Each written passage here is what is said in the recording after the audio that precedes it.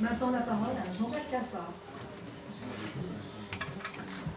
Écoutez, après avoir appris beaucoup de choses, je voudrais tout d'abord, puisque je suis censé parler au nom de la mutualité, d'abord, comme j'ai plusieurs secteurs d'intérêt, et effectivement, je suis tout jeune retraité de la mutualité, puisque je le suis depuis le 1er avril, c'est pas une blague. Mais il y a un point, si vous voulez, sur lequel je souhaite insister ce soir, c'est l'urgence, je dis bien l'urgence, de faire connaître l'histoire des luttes sociales, notamment pour tout ce qui touche à la protection sociale, qui est systématiquement ignorée ou déformée. Et je me fonde un peu pour dire cela sur l'expérience que j'ai eue, puisque je suis intervenu à plusieurs reprises dans le cadre de cours au niveau de la fac, notamment au niveau master, sur tout ce qui avait trait à la sécurité sociale et à la mutualité. Et j'ai pu constater, si vous voulez, la grande ignorance, et notamment sur ce qui tourne autour de la sécurité sociale. Lorsqu'on discute, la sécurité sociale, c'est un trou, c'est un fardeau. Donc, si vous voulez, cette formidable avancée sociale, telle qu'elle a été présentée par Bernard et d'autres, réduite à un trou, ce qui veut bien dire que si on veut trouver des forces pour défendre cette avancée sociale, à travers ce qui a été dit sur le salaire, le régime général, encore faut-il évacuer la question du trou, quand on sait qu'elle est idéologiquement, bien sûr, créée. Tout d'abord, ensuite, rappeler que nous sommes les héritiers d'une longue histoire, parce que la protection sociale, la sécurité sociale, c'est une émergence, et là, les travaux des historiens ont été assez éclairants.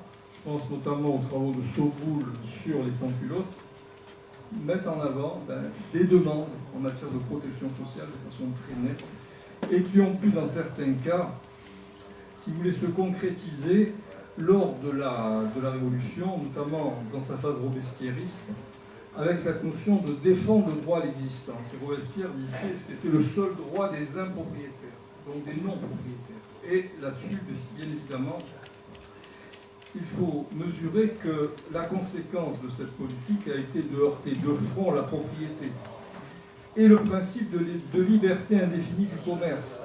Rappelons-nous qu'à l'époque, liberté indéfinie du commerce, appuyée par la force des baïonnettes et la loi martiale. La liberté du commerce des grains permettait aux accapareurs, ce qu'on appelait les spéculateurs de l'époque, de s'enrichir alors que le peuple mourait de faim. J'arrête là, mais pour rappeler tout de même que ce que l'on appelle la gauche, ce sont les forces politiques et sociales fidèles à ces idéaux. Que ce soit bien sûr en France, que ce soit bien sûr dans le monde, l'abolition de l'esclavage, les différentes révolutions, la décolonisation, le droit des femmes. Les travaux des historiens permettent aussi de mettre en avant que la fameuse Déclaration universelle des droits de l'homme et du citoyen de 89 a coiffé, dans un préambule, les constitutions de 91 et 93 avant de disparaître pour très longtemps, après ce que l'on a appelé la réaction thermidorienne. Une jeune historienne française qui s'appelle Florence Gauthier, qui a fait un travail assez remarquable sur la question de droit universel, de droit de l'homme et notamment droit naturel, attire notre attention sur l'absence complète de référence aux droits de l'homme dans la société bourgeoise française de 1995 jusqu'à la Constitution du 27 octobre 1946. Référence qui indispose le patronat, car elle heurte ses intérêts de classe en rappelant au monde salarial ses droits bafoués dans l'entreprise. Et l'historienne d'ajouter, je la cite, « En France, l'idée de république démocratique et sociale réapparut avec le programme du CNR, les jours heureux, en 1944. » Alors j'en viens à présent à la mutualité. Alors les quelques recherches que j'ai faites sur ce domaine m'ont amené à faire un constat, à savoir que la mutualité, sans remonter très loin, mais en gros au XIXe siècle, c'est-à-dire ce que l'on appelait des sociétés de secours mutuels, sont traversées par un double courant. Nous avons d'une part, et c'est celui qui est le plus fort malheureusement, un courant conservateur et paternaliste soucieux de contrôle social, de notabilité, et d'autre part un courant qu'on pourrait appeler autogestionnaire, progressiste, partie intégrante du mouvement social. Et ces deux courants, d'une certaine manière, vont se heurter, vont s'affronter. On sait, par exemple, que la mutualité française a géré les assurances sociales qui ont été créées après la Première Guerre mondiale, et que cette mutualité française a été foncièrement hostile à la création de la sécurité sociale, puisqu'elle s'est estimée, selon ses propres termes à l'époque, cambriolée lorsque celle-ci a été créée. Et je me permets de dire qu'on ne comprendra rien à la situation actuelle si l'on perd de vue cette donnée essentielle, à savoir que la mutualité a pour objectif de reprendre la position qu'elle a perdue avec la création de la sécurité sociale. Ça, voilà, et l'origine générale. Exactement.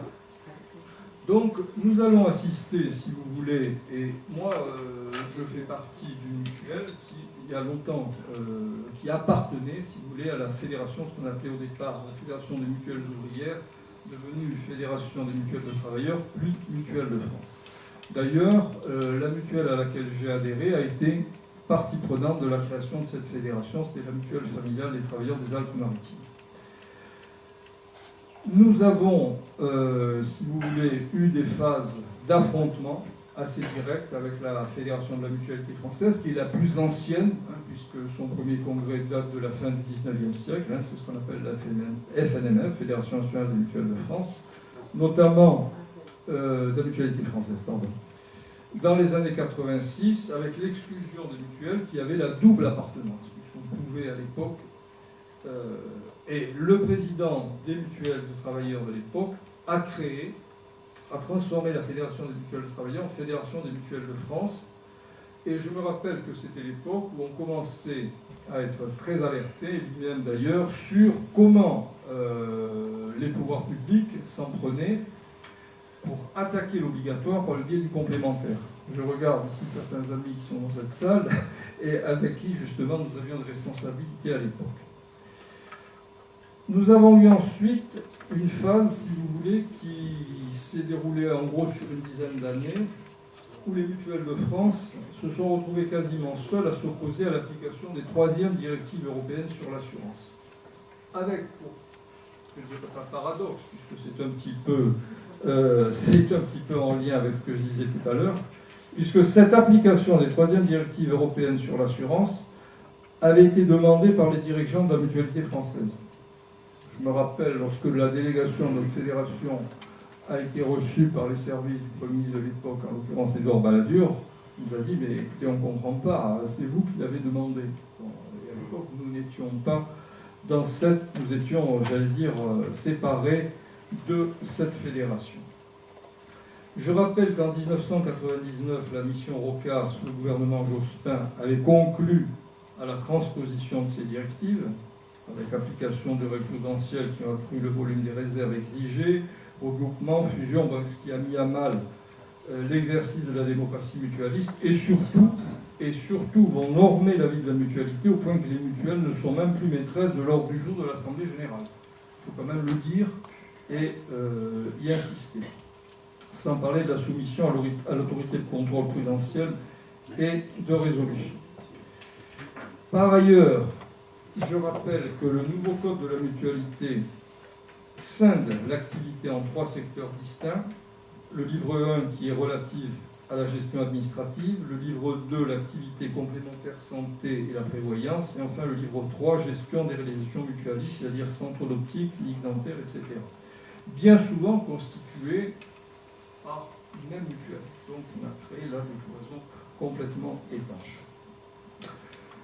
Pour poursuivre, si vous voulez, nous sommes en gros, depuis le tournant de la rigueur de 1983, dans une véritable spirale infernale, puisque nous assistons à une baisse des remboursements de la sécurité sociale, avec l'apparition de nouveaux venus, ce que l'on appelle le reste à charge, qui double le ticket modérateur, d'où prise de relais par les mutuelles, augmentation des cotisations, difficulté à se soigner avec tous les problèmes que l'on connaît. Et j'ai une chose sur laquelle je crois qu'il faut insister, parce que sinon on n'y comprend plus rien. Pendant très longtemps, je dirais que les positions étaient relativement claires. On défendait un certain nombre de bastions à gauche, notamment la sécurité sociale, le régime général, etc. Et ce qui a bouleversé, me semble-t-il, les données, au point que certains n'y comprennent plus rien, c'est la conversion, enfin ce que j'appelle la conversion de la nouvelle gauche au libéralisme.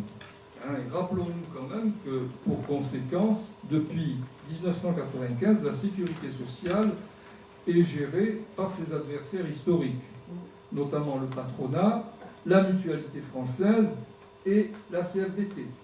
C'est quand même une donnée que tout le monde connaît. D'ailleurs, rappelons-nous la phrase de Raffarin: j'ai réformé les retraites avec la CFDT, l'assurance maladie avec la mutualité française. Réponse du berger à la bergère. Et tout ceci dans le cadre d'une formidable campagne idéologique qui a réduit cette formidable avancée sociale à un trou.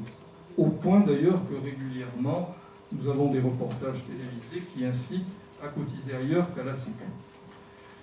Alors pour en terminer sur mon propos et laisser place à la discussion, alors il faut savoir qu'il y a eu aussi un autre événement, c'est que les mutuelles de travailleurs de la Mutuelle de France ont réintégré le giron de la FNMF en 2002, après une décision de l'Assemblée générale de Nantes en 2000, décision, je dirais, mouvementée, puisque j'y ai participé, et avec un certain nombre d'autres délégués, nous avions voté contre.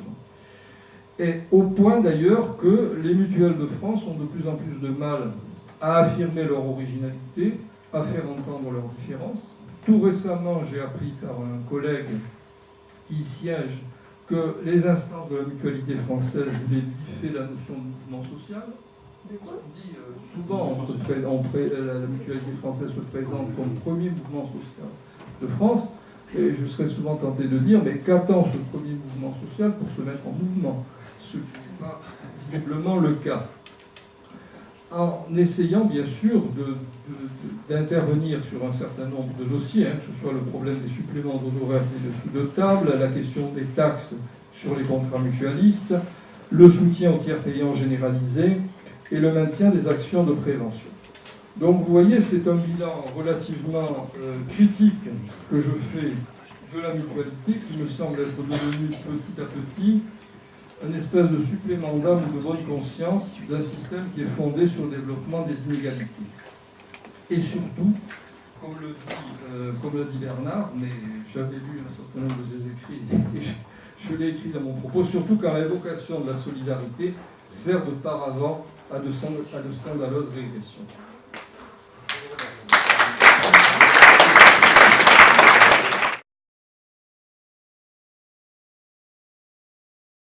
Si vous avez des questions, je cherche ça.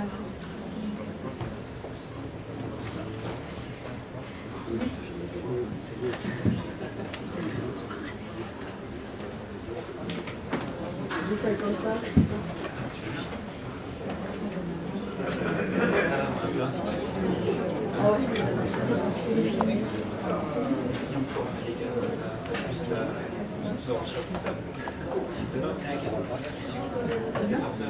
On vient de parler de mutuelle santé. Moi, il me semble qu'il faudrait parler plus généralement de complémentaires de santé. Parce que dans les complémentaires de santé, il y a les mutuelles, mais il y a aussi les complémentaires assurantiels, qui sont, elles, une vraie arme de guerre contre la sécurité sociale. Plus encore que les mutuelles, me semble-t-il. Encore que, bon, on peut se demander. Et parlant des complémentaires, bon, je crois qu'il faut dire deux mots sur l'ANI. L'ANI, cette loi qui organise l'obligation pour les entreprises de prendre en charge partiellement, au moins 50%, les complémentaires de santé. Il me semble que pour beaucoup de personnes, cette loi est positive. Elle semble être positive parce que ça permet à certains d'avoir une couverture santé plus large. Or, il me semble que tout à l'heure, on parlait de lutte idéologique et qu'on était peut-être en perte de vitesse sur les éléments de fond. Moi, je crois qu'il faut développer l'idée que l'ANI, ce n'est pas un avantage pour les travailleurs, c'est au contraire utiliser le besoin des travailleurs de couverture de santé pour détruire la sécurité sociale. C'est par ce genre d'obligation aussi qu'on permet la privatisation croissante du système de sécurité sociale.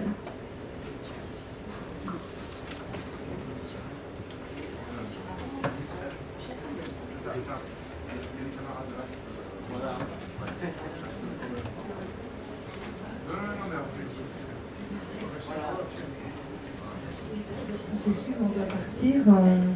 Pardon. Voilà, c'est juste, on avait amené le sujet de la sécurité sociale à un réalisateur, Gilles Perret, que sans doute certains ou peut-être tout le monde connaît, qui fait des films excellents, qui a fait Les Jours Heureux, qui a fait La Mondialisation, qui fait beaucoup de films. Et son dernier est La Sociale, qui va sortir le 9 novembre 2016, qui va introduire de façon excellente, je pense, pour aborder le sujet, parce que je pense qu'il y a un combat mené autour de cela. Et bon, je me suis permise d'amener, parce que bon, lui fait ses films, et il fait ses films sous forme de souscription aussi. Donc j'ai amené les feuilles si vous voulez souscrire, et bon, évidemment le film va sortir le 9 novembre. La souscription, vous avez le DVD 3 mois plus tard. Mais bon, c'est une forme de travail comme une autre. Hein. Et voilà, moi j'ai amené des bulletins de souscription, donc si vous voulez le DVD, vous l'aurez, et vous pourrez passer le DVD et en parler à tout le monde, parler de la Sécu, parce que là c'est bien expliqué l'histoire. Et puis on a aussi Bernard Fayot qui est dans le film aussi. Voilà. Excusez-moi, on va partir, je pense que...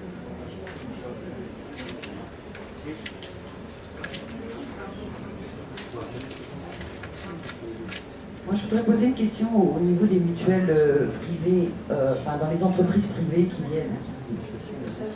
viennent d'être instaurées par obligation dans les entreprises privées à des prix quand même assez impressionnants, pour en avoir discuté avec certaines personnes qui travaillent dans les boîtes privées, à des 12-15 euros par mois, avec soi-disant une couverture exceptionnelle de remboursement, connaissant les difficultés à l'heure d'aujourd'hui des remboursements de la sécurité sociale. Donc la première question c'est est-ce que ces gens-là vont vraiment être remboursés de par leur mutuelle à des prix extraordinaires, réellement sur un scanner, sur un IRM qui coûte un prix fou, par exemple, et est-ce qu'elles vont devenir également obligatoires dans les services publics, les 3 axes de la fonction publique?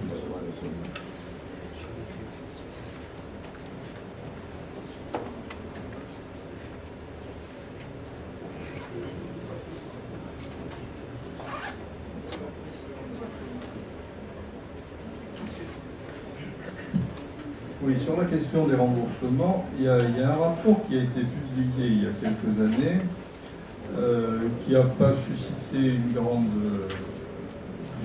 levée de bouclier, c'est le rapport Chadla. Et le rapport Chadla, puisqu'il s'agit d'une personne qui avait des responsabilités chez AXA, a défini, j'allais dire, les 3 niveaux vers lesquels devraient tendre les remboursements. Il y aurait un premier niveau, en gros, qui devrait correspondre à peu près, si vous voulez, c'est la couverture de base, mais vraiment mini, hein, presque la CMU. Ensuite, un deuxième niveau. Et là, il faut faire très attention, parce qu'on a oublié aussi une chose, c'est que dans le prolongement de cette réforme, on parle d'assurance maladie obligatoire et d'assurance maladie complémentaire. C'est-à-dire que les 2 systèmes sont bien arrimés l'un à l'autre, qu'on le veuille ou non. Dire que les complémentaires, alors en sachant que effectivement derrière le mot complémentaire, on a les mutuelles, les assurances et les instituts de prévoyance. Donc ensuite, on a un deuxième niveau, un deuxième étage à la fusée, qui est la couverture complémentaire, et ensuite un troisième étage, les surcomplémentaires, c'est-à-dire pour un certain nombre de soins qui sont hors de prix. Donc c'est ce vers quoi on essaie, si vous voulez, de préparer l'opinion publique et d'aller petit à petit. Donc là,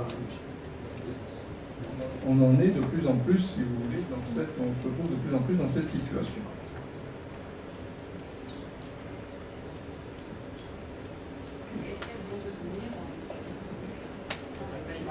Ah, ça, bien sûr, c'est une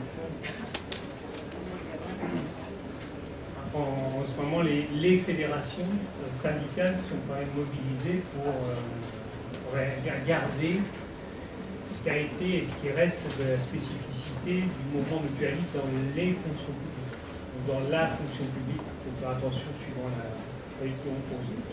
Voilà. C'est en cours. Enfin, la bataille est en cours. Mais l'esprit du gouvernement, c'est de faire tout sauter. C'est de passer, je regarde, dans le marché. Après, on est dans une situation où, ça a été rappelé, l'histoire de la mutualité est quand même traversée de renoncements, sans vouloir, accabler Voilà, donc on est dans une situation là aussi très compliquée où il y a un grand besoin de clarification. Étant donné que la porosité entre l'IP et la mutualité est aujourd'hui, je vais dire, re-questionnée, étant donné qu'on est de fusion en fusion, et que, bon, même si c'est un peu compliqué souvent, il n'empêche que des IP fusionnent avec des mutuelles, absorbent des mutuelles. Donc la mutualité se transforme ou se dissout dans... Voilà. Et après, c'est toujours savoureux de savoir qu'une grande mutuelle, je dirais qui est là aujourd'hui à plus de 4 milliards de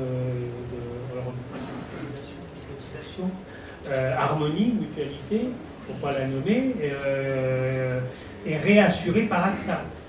Et donc, voilà, là aussi, il y a voilà. Donc, on a, enfin, ça ferait partie, et ça va faire partie, je veux dire, des urgences confédérales, déjà d'y voir un peu plus clair. Parce que, quand même, on est dans un fatras assez colossal qui nécessite déjà de savoir avec qui on parle et pourquoi faire. Mais la bataille de reconquête du régime général est un élément de re-questionnement du rôle et de la place du complémentaire. Mais je préfère partir du débat sur le régime général pour aborder la place de ce qui doit être complémentaire à ce régime que de partir du complémentaire pour parler du général. Donc on a besoin, mais là aussi c'est un retour aux sources qu'il nous faut aussi réeffectuer nous-mêmes.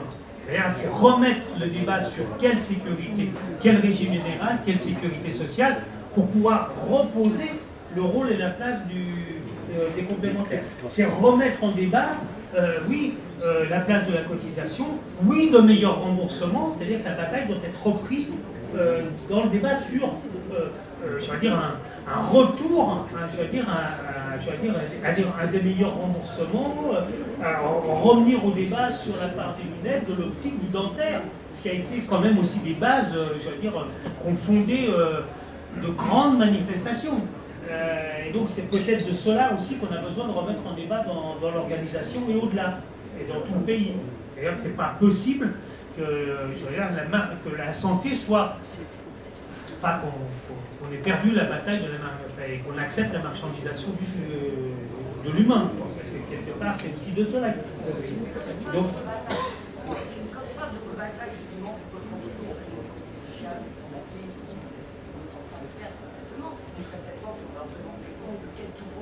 centimes sur le boîte de médoc, des 1 euro sur mon radio, tout ça, c'est nous qui payons. Le citoyen ne demande pas des comptes au gouvernement à un moment donné. Je veux dire, il faut permettre aux citoyens de pouvoir s'exprimer. Ce que le débat là, non mais le débat que vous organisez, imaginons, alors il y a beaucoup d'unions départementales, il y a beaucoup d'organismes, l'UCR a été extrêmement mobilisé. Mais remettre en débat la sécurité sociale telle que vous le faites actuellement, le film de Gilles qui a été signalé tout à l'heure peut être un élément formidable de remettre le débat. On a besoin de reparler aussi de quoi on cause, parce qu'il y a déjà des salles. Bon, alors, là j'étais très surpris et très bien qu'il y ait beaucoup de jeunes. On a besoin de redonner des clés de compréhension. Pourquoi la CGT se bat pour un système ou une maison qui est la plupart du temps fermée et qui nous fait chier, voilà. Et pourquoi on se bat là-dessus? Parce que c'est exprimé par Bernard, c'est un élément de socialisation, c'est un élément de transformation sociale. Alors, c'est pas grand soir, c'est un processus. C'est un processus qu'on doit garder parce qu'il nous permet, je veux dire, de rêver les jours meilleurs. C'est aussi ça. C'est un élément qui reste et demeure de possibles renversements. Mais on a notre part de responsabilité, la CGT a sa part de responsabilité de reprendre ce combat. Donc il faut aussi qu'on redonne les clés de compréhension à nos propres militants. Alors c'est pour ça qu'il y a toute une série d'initiatives qui encourent et qui vont s'accélérer, parce que nous-mêmes, on a besoin pour gagner la bataille des idées, faut-il avoir des idées, quoi. Donc, il y a aussi un peu de ça chez nous. Hein. reprendre, se remettre à cogiter et se remettre à la base. Juste une précision sur lors de la création de la sécurité sociale et je veux dire dans la foulée, il y a le code de la mutualité qui avait été rénové et refondé, et à l'époque le code de la mutualité était laissé largement ouvert à l'intervention de la mutualité dans ce qu'on appelle le champ social, notamment sur tout ce qui touchait ce qu'on appelait l'épanouissement de la personne. Donc la mutualité à l'époque n'était pas concernée par ce qu'on appelle la gestion de la complémentarité. Elle avait un tout autre domaine, un tout autre secteur, si vous voulez, sur lequel elle pouvait intervenir. Et je dois dire que si je prends l'exemple modestement de ma mutuelle, c'est ce que nous avons essayé de faire, et je dois dire avec les plus grandes difficultés, puisque dans le cadre des fusions, regroupements, etc., nous sommes une des rares sections départementales, tenez-vous bien, où nous avons encore des actions de prévention. Je précise bien des actions de prévention, alors que c'est un des domaines, j'allais dire, de prédilection de la mutualité.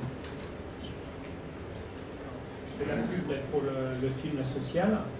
Dans le film La Sociale, vous avez une grande partie du film suit Jolfred Fregonara, donc qui est je vais dire, l'exemple même du devoir de mémoire. Ce qui est intéressant avec M. Fregonara, c'est qu'il n'a pas une parole d'ancien combattant. Il pourrait être aussi dans ce que j'appelle la nostalgie d'un temps qui n'est plus. M. Fregonara a 96 ans. Il est du département de la Haute-Savoie. C'est l'ancien secrétaire général de l'Union départementale, de 46 à 67. Mais, alors l'anecdote, en 60, je suis au secrétariat de l'UD, enfin bon, on est pour le 50e anniversaire de la Sécu. Et j'ai accès aux archives. Je suis vice-président de la caisse primaire, donc j'ai le droit d'aller aux archives. Et je fais des photocopies de plusieurs tomes, enfin plusieurs extraits de tomes des archives. Et le tome 1, tout le tome 1 est écrit à la plume. Et donc je viens avec la première page du premier tome, le jour où la Sécu a été installée en Haute-Savoie. Et je viens, je vais dire, avec M. Trésor devant M. Fregonara, chez lui, et je dis, M. Fregonara, voilà, qu'est-ce que vous m'en dites? Et il dit, attends, c'est qui c'est écrit là? C'est moi. C'est lui qui écrit le premier, voilà. Donc le devoir de mémoire, il est incarné dans le film. Et quand il raconte, c'est lui qui m'a enseigné les étagères, le combat qui a été cette mise en place. Mais l'autre particularité de M. Fregonara, il fut une époque où la CGT, quand il y avait des ordres, ils étaient appliqués. Et donc, quand la CGT a dit on met en place la Sécu, les militants ont mis en place la Sécu. Et quand la Confédération s'est interrogée sur les dérives de la mutualité et a dit on va créer les mutuelles ouvrières, il a créé les mutuelles ouvrières.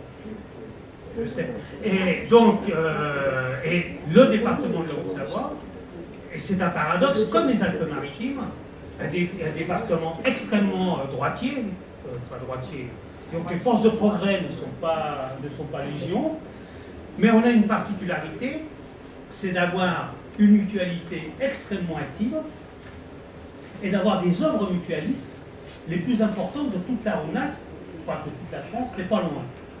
En dentaire, en optique, parce qu'on a été, nos anciens ont été une force de création et de réponse aux besoins. Et donc, ça reste et demeure, même si ça a été largement... c'est un autre sujet. Mais il n'empêche que cette puissance de la création ouvrière est encore, bien présente. Alors là, maintenant, on a la question, c'est pas de revenir à un temps, mais c'est comment on reprend des initiatives, comment on réose, à penser différemment et à ne pas se satisfaire de ce qui est. Et on a des éléments qui nous permettent d'être dans cette ambition-là. Et pas seulement être dans le commentaire de ce qui a été. Dans le commentaire de ce qui a été, puis de se dire, ah ouais, avant c'était mieux. Mais le avant c'était mieux, c'était fruit des luttes. pas été mieux comme ça. Et donc peut-être qu'à un moment donné, ce qui nous est appelé, et ce qui est en cours, ce qui se passe dans toute la France actuellement, montre d'autres possibles que seulement le commentaire de ce qui a été, ou ou un rêve d'inaccessibilité, qui nécessiterait le chaos pour la reconstruction. Peut être peut-être dans un processus, et je répète, ce processus, la sécurité, le régime général de sécurité sociale est un élément qui est l'outil, voilà, qui est l'outil approprié pour socialiser, pour répondre aux besoins. Donc maintenons-le. Sur les questions de la démocratie, tout à fait raison, mais la démocratie, elle a été, elle a eu lieu jusqu'au moment où il fallait que la parole du peuple n'ait plus. Parce qu'il ne faut pas que le peuple s'exprime pour pouvoir le dominer. Et donc on a supprimé pour banaliser, pour rendre la sécu comme, et c'est pas, c'est pas insultant par rapport aux administrations, mais pour en faire une chose déconnectée et qu'on efface des mémoires ce qu'elle a été et comment elle s'est construite. Et ça, dans le film La Sociale, il y a un passage extrêmement savoureux où M. Frigonara, 96 ans, vient à l'EN3S, c'est l'École nationale de la sécurité sociale, il fait un débat comme là, comme ce soir, et l'ensemble c'est les futurs codes de la sécu, c'est l'école qui forme les cadres. Et la jeunesse future dirigeant de la sécu, il tombe de l'armoire quand il expose et qu'il explique. Et puis quand il fait les couloirs et puis qu'il voit Pierre Larocque, j'ai beaucoup de respect pour Pierre Larocque. Et puis Frégo, avec sa fausse naïveté, il dit mais pourquoi il n'y a pas marqué Ambroise Croizat, il est où Ambroise Croizat? Et la directrice, elle dit mais je ne sais pas. Et si on sait, nous, pourquoi il n'y a pas Ambroise Croizat? Il fallait effacer des mémoires qu'un ouvrier pouvait être, un de ceux qui ont animé cela. Donc il y a une forme de négationnisme autour de la sécurité. Donc nous on a un devoir de reprendre la parole, mais pas la parole dans une forme de nostalgie, de reprendre la parole sur ce qui est là et l'élément qui peut nous permettre et qui doit nous permettre de repartir au combat. Parce que c'est notre devoir. Vous, voilà, notamment les jeunes générations qui sont pas encore complètement. Oui, écoute, il y a pas mal de trucs sur démocratie et ce genre de trucs, et je voulais aussi revenir sur travail, productivité, salaire en continu et compagnie. Sur la démocratie de la gestion de ces caisses, effectivement, il ne faut pas regarder le passé. Vous avez beaucoup monté au créneau sur le scandale de la paritarisation de la gestion 67 entre syndicats ouvriers et syndicats patronaux. Moi, le jeune que je suis aujourd'hui se scandalise déjà que la gestion à la base était des syndicats ouvriers.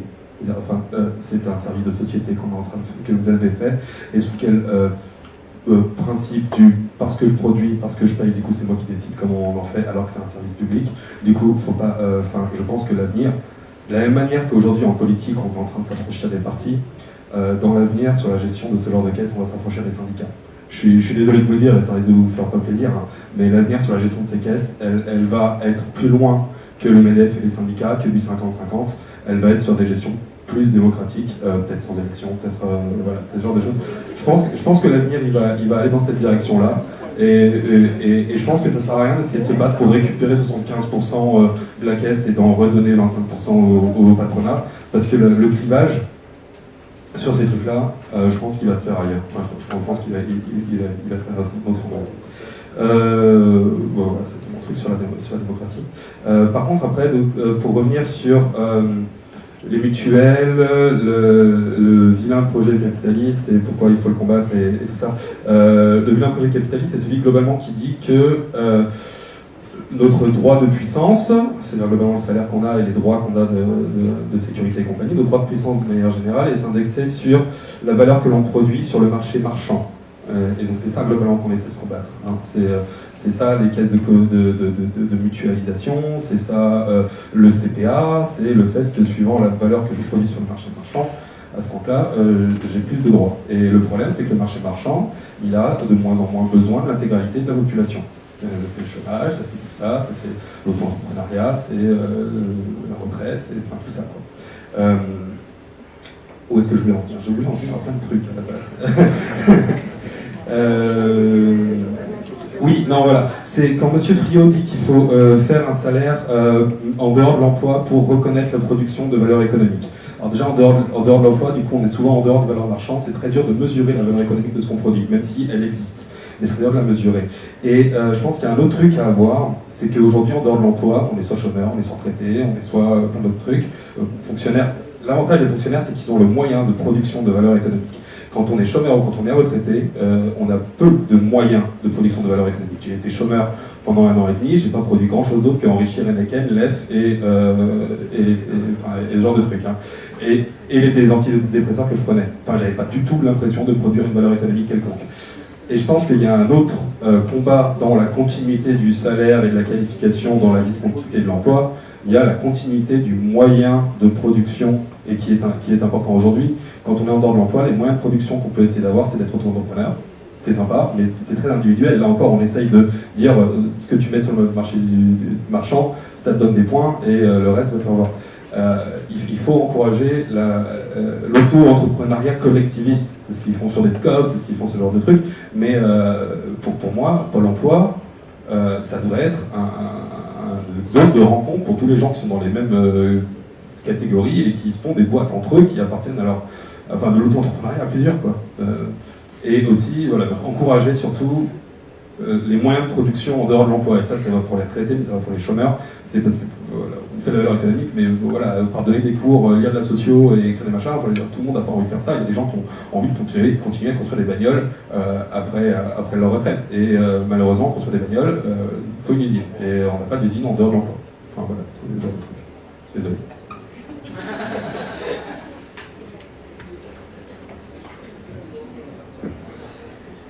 Quand on parle de complémentaire, moi j'ai toujours un malaise. Je trouve qu'il est très difficile d'y réfléchir, en plus d'en parler. Au mieux, on est ambigu. Au pire, on entre dans le système. En essayant d'analyser tous les petits détails, et en particulier je pense à la mienne, tous les petits détails qui nous sont proposés pour savoir si les uns sont favorisés, les autres non. Moi, je trouve ça très dangereux. Il me semble qu'il faudrait réaffirmer avec une grande force, je crois savoir, peut-être si je me trompe, vous me le direz, que la CGT est pour un remboursement à 100% par la sécurité sociale. Ce qui pose le problème de la complémentaire dans d'autres termes. Même à la limite, quel serait le rôle des complémentaires si on arrivait à avoir ce que nous demandons. Les copains de la CGT, là, il faudrait que vous me disiez si oui ou non, c'est bien 100%, vous demandez, parce que moi je suis la FSU, Bernard n'est pas le seul, donc la FSU demande aussi un remboursement de 100% par la sécurité sociale. Et dans notre discussion, ça n'apparaît pas du tout. Moi je trouve que peut-être c'est une erreur, qu'en pensez-vous ? Je veux bien faire écho à deux choses. Alors, sur la mutuelle, je souhaitais que la FSU, non seulement revendique 100%, mais revendique que la MGEN ne gère plus le remboursement, parce que c'est quand même la mutualité publique qui a été la sauvegarde de la mutualité. Lorsque les fonctionnaires adhèrent au régime général en décembre 46 en matière de santé, aussitôt, en mars 47, une loi dit que c'est les mutuelles qui géreront. Ce que les directeurs, je conversais récemment avec un directeur de CEPAM, ça leur coûte beaucoup plus cher de verser des ristournes de gestion à la MGEN que s'ils géraient eux-mêmes le dossier des fonctionnaires. Et donc que les fonctionnaires entrent dans le régime général réellement et qu'on arrête avec le rôle de la MGEN qui est de plus en plus un rôle marchand, il faut bien le dire, parce que En 85, il s'est joué un débat énorme sur la réforme du code de la mutualité. Et les députés communistes, enfin, j'ai une étudiante qui a démarré une thèse, malheureusement elle n'a pas fini là-dessus, elle m'a montré, c'était passionnant, les députés communistes ont été d'une lucidité totale face à des dirigeants de la mutualité qui ont choisi le second pilier. L'Union européenne est construite sur 3 piliers en matière de services publics. Un pilier qui est un régime de base, qui lui est un monopole. Et c'est le projet de financer par la CSG un panier de soins de base, le projet que tu as évoqué de Chadla. Et c'est pourquoi il était si décisif pour le patronat d'obtenir que le régime professionnel devienne obligatoire. Et ils travaillent à la fusion de la cotisation à l'assurance maladie, qui est uniquement patronale. Aujourd'hui, il n'y a plus de cotisation salariée depuis Jospin. Et de la contribution des employeurs au régime d'entreprise, pour faire justement ce second pilier. Or, le second pilier, c'est là qu'on aborde la copine qui parlait des assurances européennes. Le second pilier, ce n'est pas un monopole. Lui, ce sont des entreprises qui relèvent de libre compétition sur le libre marché européen. Et donc, c'est ce que nous sommes en train de construire. Et l'adhésion de la FMF à la FNMF en 2002 est une forfaiture de ce point de vue-là. Parce que tous ces gens-là qui ont adhéré savaient l'enjeu de l'affaire. Donc je crois qu'il faut être extrêmement sévère avec la mutualité. Nous n'avons aucun cadeau à faire à des adversaires. En revanche, que la mutualité n'ait aucun rôle dans le remboursement, strictement aucun, mais qu'elle ait un rôle, celui qu'évoquait Jean-Jacques, de prévention, de produire de la santé autrement que ce que font les libéraux, que ce que fait l'hôpital, tout ça, bienvenue à la mutualité. Mais pour cela, exclusivement. Et la revendication de la FSU, à mon avis, elle est insuffisante. 100% par l'assurance maladie et gestion par le seul régime général.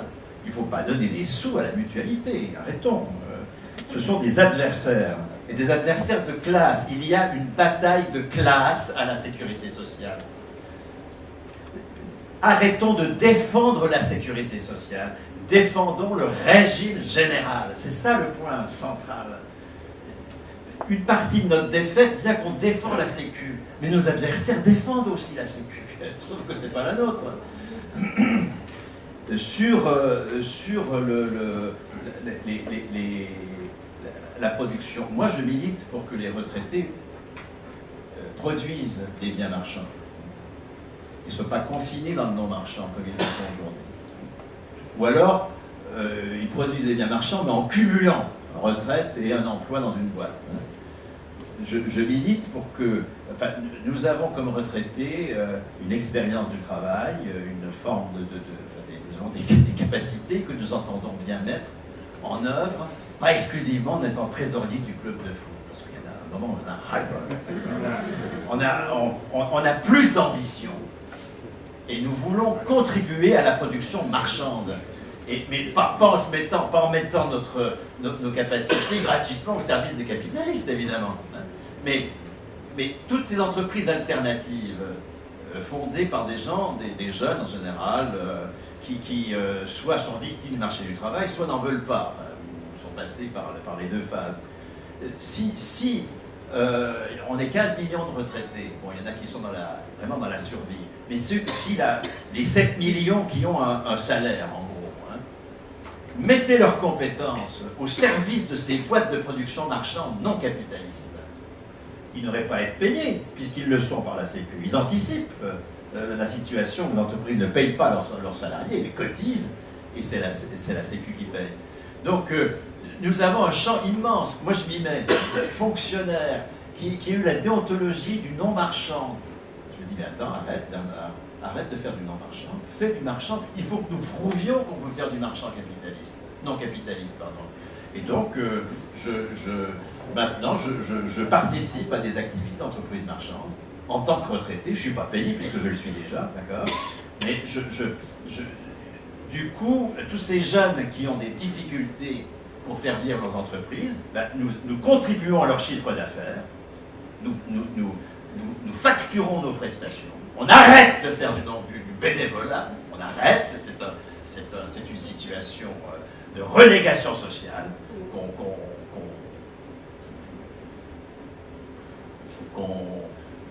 dont on inverse le sens en disant que ben non, on est au service, etc. Oui. Les femmes au foyer aussi sont au service, elles sont... Moi, c'est pas mon avenir, je ne veux pas de ça. Nous sommes 7 millions de disponibles et à vie, et qui sont disponibles pour produire du marchand dans les entreprises que nos propres enfants, d'ailleurs en général, font vivre avec de grandes difficultés. Et nous pouvons ainsi contribuer à affirmer une production marchande anticapitaliste. C'est vraiment décisif de mon côté. Du coup, pour les startups, ni jeunes ni retraités. Par exemple. Absolument. Mais oui, les retraités doivent participer aux startups. Ils ne sont pas payés par la start-up, ils sont payés par la caisse. Ils anticipent ce qui devrait être le statut de toutes les entreprises. Non, mais attendez, il y a des start-up non capitalistes, évidemment. Des trucs où on ne soit pas chez Stigler, d'accord, des start-up plus sérieux, d'accord, anticapitalistes, bien sûr. On ne va pas mettre notre travail au service de ces parasites. Dans les entreprises, personne ne sait, même nos camarades dans les syndicats, ils ne savent pas expliquer ce qu'est le salaire. Voilà. Le bulletin de salaire, le salaire brut, etc. C'est un moment central, cette bataille, pour parler de ça dans les entreprises avec les camarades. Voilà. Donc, il faut se servir de cette période de lutte intense, qui connaît des hauts, des bas, etc., mais qui s'ancre dans le paysage durablement, qui permet de regagner la grève, de reparler de la grève, etc. C'est une période que je trouve formidable et exaltante. Voilà. Demain, donc une journée d'initiative, on construit des initiatives quasiment tous les jours, là, voilà, donc c'est difficile de pouvoir à long terme. Demain matin, une rencontre, un rassemblement devant le siège du Parti Socialiste rue Miscara à Nice à 10h. Monsieur Xavier Garcia vous a dit qu'il vous recevrait. Donc, je fais un appel aux retraités pour qu'ils participent à la délégation. Et l'après-midi, à 14h, une manifestation avec rassemblement à 14h au Festival de Cannes, donc à Cannes, parce que lieu de précarité, parce que lieu d'affrontement de classe, parce que la CGT, le festival, est lié aussi pour quelque chose, et que donc on se réapproprie ces endroits de manière revendicative. Voilà. Et donc, demain, les organisations syndicales, en tout cas la CGT à Cannes, c'est légitime et ça a du sens, y compris dans la bataille qu'on est en train de mener. Voilà ce que je voulais dire. Est-ce que vous pouvez expliquer pourquoi la CGT a fait la région du coup? Oui, alors, parce que au moment où en Italie, il y a le festival de Venise qui est sous emprise fasciste, donc, avant la guerre, en 1936, il y a des militants communistes et donc CGTistes qui veulent faire un festival en démocratie pour parler de culture et de culture populaire. Parce que la culture est un moyen d'émancipation des masses, etc. Et donc, on choisit Cannes, alors j'ai plus la tête pourquoi, mais bon, voilà. Et il y avait deux lieux d'ailleurs qui étaient, l'autre je ne me souviens plus lequel, mais qui étaient envisagés, comment ? Bayonne. Voilà, c'est ça. Et donc, c'est Cannes qui est choisi.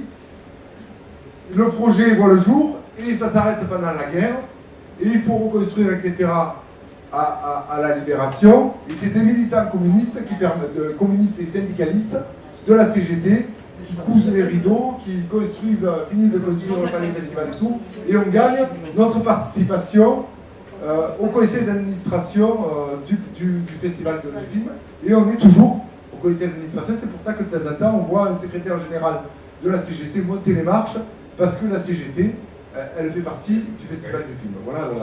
Pas tellement l'action de la CGT. Je dis le côté festival populaire. Par contre, il y a une vision sociale juste en face. Oui, non, mais on est bien d'accord. Voilà, dans la CCRSF, cette histoire. C'est pas la relation très étroite entre le festival d'Avignon et la CGT. Les Cannes, si on se rappelle aussi, et c'est la grandeur du syndicat. Mais bien sûr que Et puis le bling-bling, aux côtés du bling-bling, il y a encore et toujours une très grosse activité militante, et avec un festival de films militants dont Gilles a présenté le film La Sociale, je ne sais si c'est pas hier, il y a un devoir là aussi de transmission et de